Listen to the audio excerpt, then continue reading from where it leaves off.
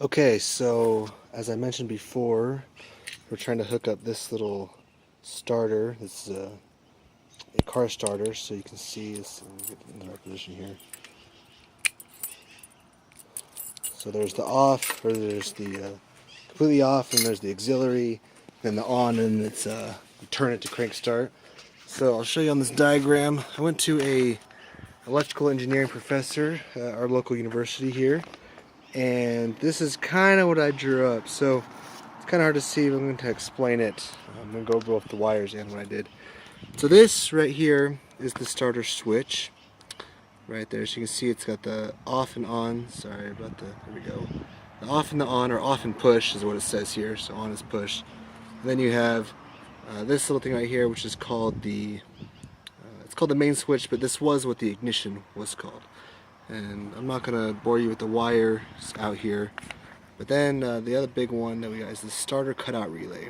So what we did is we had, sorry, let me get my stuff ready. So we had these so this looks like this, and so we got the battery right there, that one's hooked to, and then we got this one and the auxiliary and ignition. So I went over to and talked to him, and he explained a bunch of electrical engineering kind of stuff, yeah, which I didn't really understand because I'm not good with electricity. That's probably why I've been shocked so many times in my life. But basically he said when you are turning it onto the, so you got auxiliary or off, auxiliary, on, and then start, and then it goes back to, once you, just like a car, once you crank it, let go, it goes back to the on position.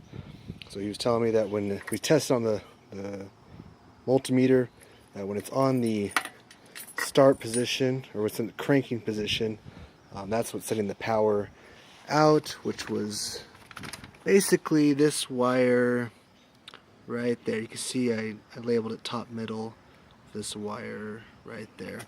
And then the other wire, the battery wire, had to go to the positive terminal of the battery. That's this little white, let me get that, so that white and red one, and that's where the on position was. That goes back to the ignition. And then lastly, we had to go the starter switch, which is this little bugger right here.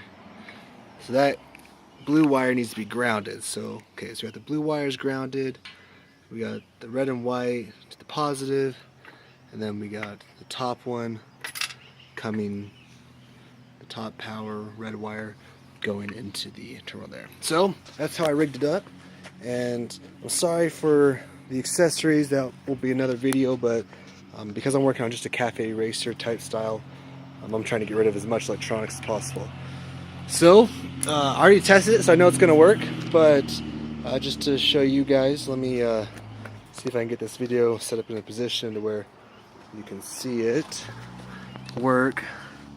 Sorry, I'm trying to use this on my camera's not very good on this one as far as setting up. So right there should work. Okay, so you got off, right? Then on. I'm sorry, off, auxiliary, on, and then we're going to start it. So that's where we're going. So obviously it's not going to start for you, starting out today, because I already know that there's no spark, but I just want to let you show that that's how you can rig up a car ignition to your motorcycle. Alright, until next time, keep working on it.